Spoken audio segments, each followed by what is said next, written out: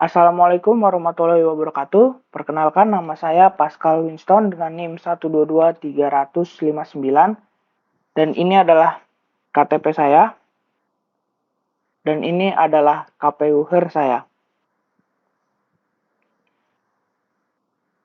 Di sini saya akan melakukan presentasi tentang etika informasi dan pelanggaran privasi data analisis kasus Bjorka. Dan kita akan langsung masuk ke bab 1 yaitu pendahuluan. Latar belakang masalah. Di era digital, masyarakat sebagai pengguna akhir adalah pemilik sah data yang mereka berikan setiap kali mengakses layanan publik atau mendaftar kartu SIM. Berdasarkan prinsip etika informasi, penyerahan data ini didasari oleh kepercayaan di mana pengguna berharap pengelola sistem menjaga kerahasiaan data mereka secara profesional. Namun, kasus peretasan oleh hacker Bjorka menunjukkan betapa rentannya posisi pengguna di Indonesia. Laporan dari arsip berita kompas.com mengungkapkan bahwa ratusan juta data penting masyarakat mulai dari registrasi SIM card, data paspor, hingga dokumen instansi penting masyarakat, hingga dokumen instansi negara telah bocor dan dijual secara ilegal di forum cyber. Kebocoran massal ini membuat jutaan pengguna menjadi korban utama kejahatan cyber seperti penipuan digital atau phishing. Dari sudut pandang etika profesi, hak privasi dan perlindungan pengguna harus menjadi prioritas utama dan tanggung jawab moral bagi setiap praktisi IT dalam mengelola sistem informasi. Serangkaian kasus bocor data massal oleh peretas Bjorka telah menarik perhatian nasional dan menimbulkan kekhawatiran masyarakat.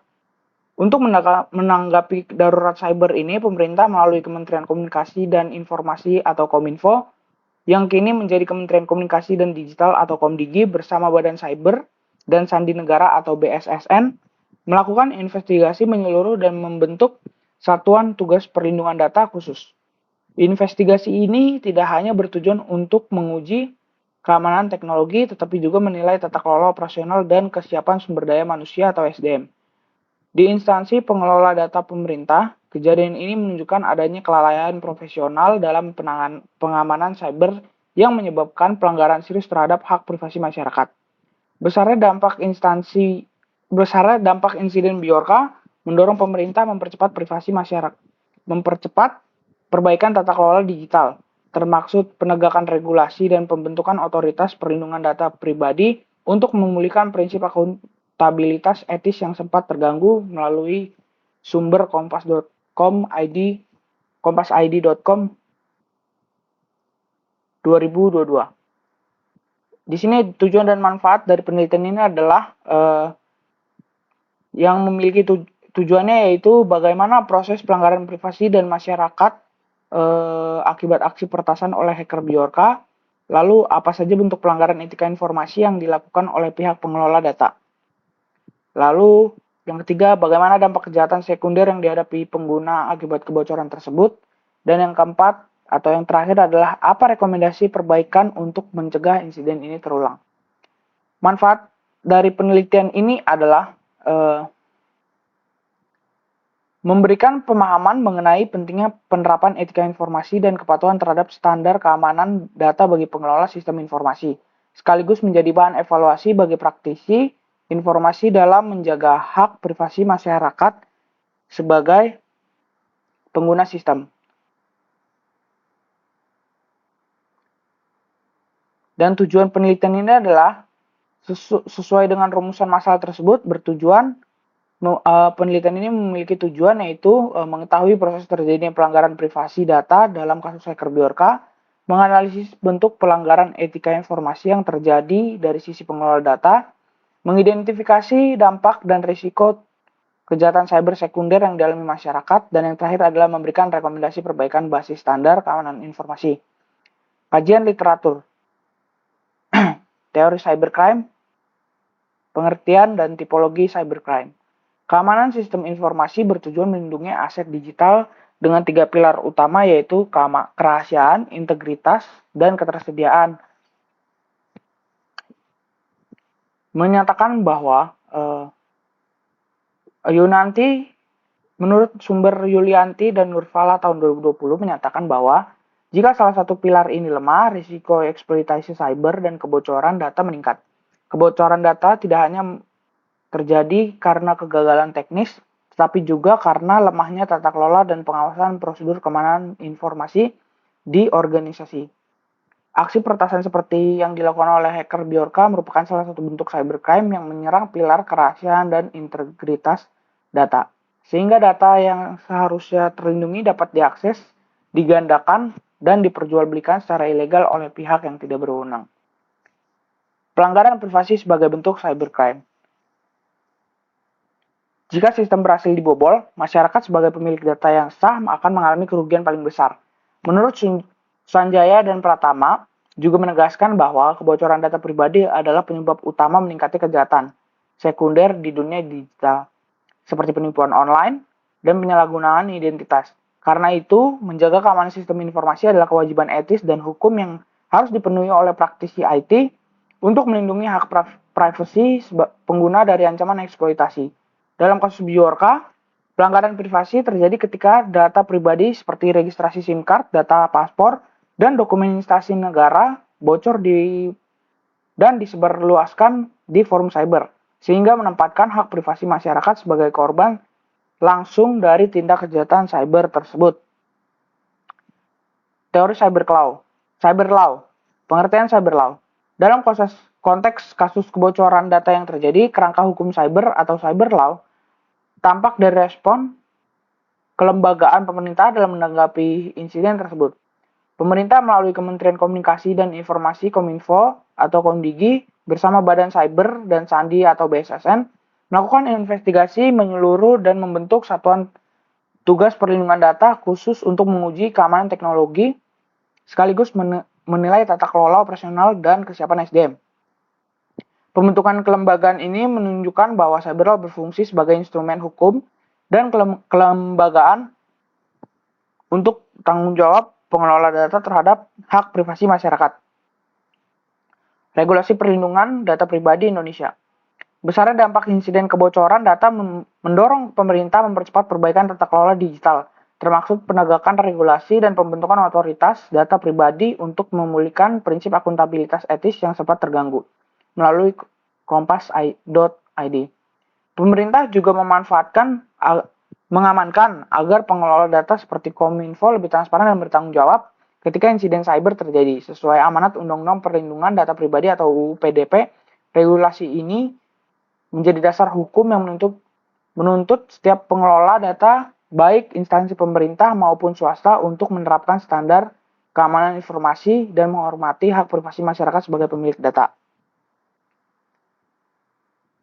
Metode penelitian. Penelitian ini menggunakan pendekatan studi literatur dengan metode analisis deskriptif terhadap kronologi kasus kebocoran data yang dikaitkan dengan aksi peretasan hacker Bjorka, regulasi yang berlaku, serta dampak bagi masyarakat. Objek yang dianalisis dalam penelitian ini adalah Kementerian Komunikasi dan Digital atau Komdigi, sebuah instansi pemerintah yang berperan sebagai regulator dan pengelola sektor komunikasi informatika dan keamanan digital nasional yang bertempat di Jalan Medan Merdeka nomor 9 Jakarta Pusat, yang memiliki lebih dari 1.000 pegawai negeri sipil dan tenaga teknis di berbagai direktorat. Komdigi mengoperasikan berbagai sistem elektronik strategis, antara lain Pusat Data Nasional atau PDN, aplikasi layanan aspirasi dan pengaduan online rakyat atau lapor, serta sistem manajemen basis data kependudukan dan registrasi kartu SIM terintegritas yang menjadi konteks utama analisis pelanggaran privasi data dalam penelitian ini. Lalu di sini teknik pengumpulan data yang digunakan. Pengumpulan data dalam penelitian ini dilakukan melalui 4 tahap. Pertama adalah pengumpulan data sekunder melalui berita dan jurnal terkait insiden kebocoran data ini. Kedua, identifikasi masalah etika menggunakan prinsip kode etik profesi. Ketiga, analisis risiko etika berdasarkan dampak dan kemungkinan terjadi. Dan yang keempat adalah perumusan rekomendasi perbaikan dan kesimpulan. Data yang dikumpulkan bersumber dari arsip berita daring seperti Kompas.com, pernyataan resmi lembaga terkait, serta literatur akademik mengenai etika profesi profesi informatika dan keamanan sistem informasi yang relevan dengan permasalahan yang dibahas.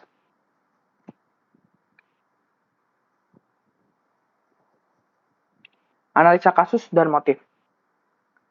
Kasus yang dianalisis dalam penelitian ini bermula dari serangkaian kebocoran data massal oleh peretas dengan nama samaran Bjorka yang menarik perhatian nasional dan menimbulkan kekhawatiran luas di masyarakat Indonesia. Insiden ini melibatkan bocoran ratusan juta data penting masyarakat melalui registrasi SIM card, data paspor hingga dokumen instansi negara yang kemudian dijual secara ilegal di forum cyber.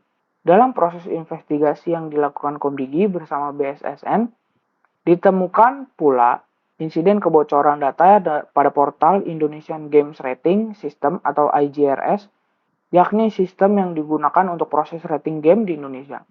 Celah keamanan pada sistem IGRS membocorkan materi private berupa cuplikan permainan yang sebelumnya dirilis, sekaligus mengekspos ribuan alamat surel dan data pribadi milik pengembang game termasuk KTP, paspor, ke ranah publik. Berdasarkan hasil identifikasi, terdapat sejumlah permasalahan etika yang muncul dari insiden ini, yaitu kebocoran data pribadi pelanggan, yang kedua kelalaian dalam pengamanan sistem informasi publik, yang ketiga kurangnya transparansi informasi kepada publik saat terjadi peretasan, yang keempat penyalahgunaan hak akses eksploitasi celah keamanan sistem, dan yang kelima adalah kegagalan memenuhi standar kepatuhan perlindungan data pribadi atau PDP. Untuk memetakan tingkat keseriusan permasalahan tersebut, berikut disajikan analisis resiko etika berdasarkan dampak dan kemungkinan yang terjadi. Di sini resiko etika yang pertama yaitu adalah kebocoran data sensitif, yaitu KTP dan paspor. Dampaknya di sini adalah tinggi, kemungkinannya sedang, dan tingkat resikonya sangat tinggi. Lalu di sini ada hilangnya kepercayaan publik. Dampaknya sangat tinggi, kemungkinan tinggi, dan tingkat resiko sangat tinggi. Lalu di sini adalah pencurian identitas untuk cybercrime. Dampaknya sangat tinggi, kemungkinannya sedang, dan tingkat resikonya tinggi. Lalu di sini ada penyalahgunaan akun sistem. Dampaknya sedang, kemungkinan tinggi, dan tingkat risikonya tinggi. Analisis motif kebijakan. Analisis terhadap kode etik profesi menunjukkan beberapa motif dan kondisi kebijakan yang melatar belakangi terjadinya pelanggaran etika pada kasus ini. Dari sisi integritas pegawai atau pengelola sistem, dinilai kurang proaktif dan terbuka dalam menginformasikan kerentanan kepada pihak pengembang setelah kebocoran terdeteksi.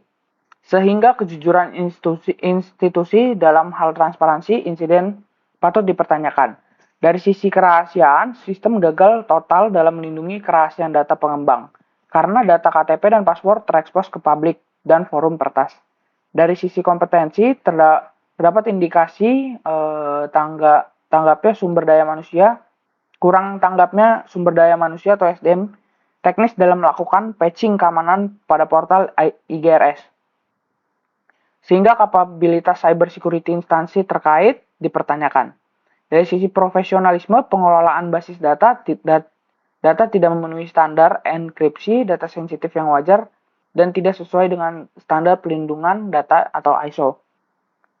Dari sisi tanggung jawab sosial, kebocoran ini merugikan ekosistem pengembangan game di Indonesia dan menurunkan kepercayaan publik. Dan kondisi ini diperkuat oleh pernyataan resmi pihak Komdigi yang menyatakan bahwa proses investigasi kebocoran data IGRS turut mengevaluasi struktur organisasi dan SDM pengelola yang bersumber dari CNBC Indonesia 2026.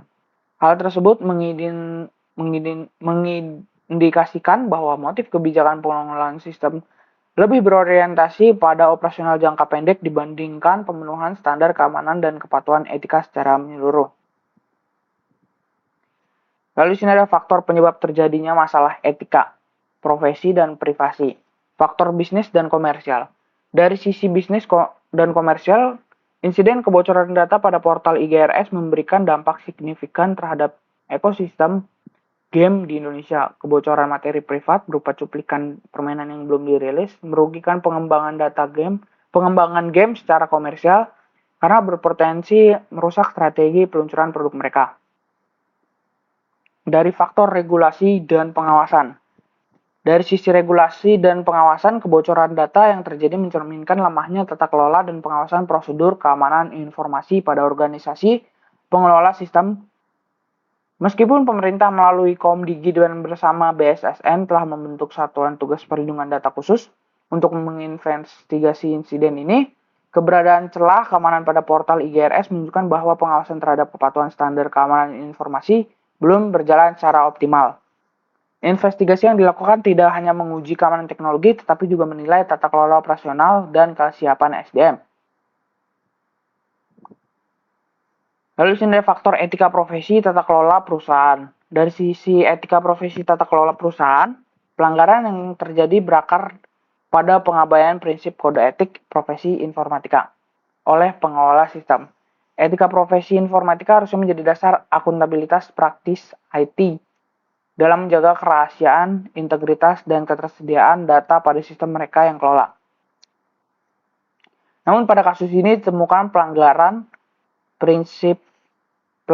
pada prinsip integritas, kerahasiaan, kompetensi, profesionalisme, dan tanggung jawab sosial sekaligus sebagaimana telah diuraikan pada bagian analisis motif kebijakan.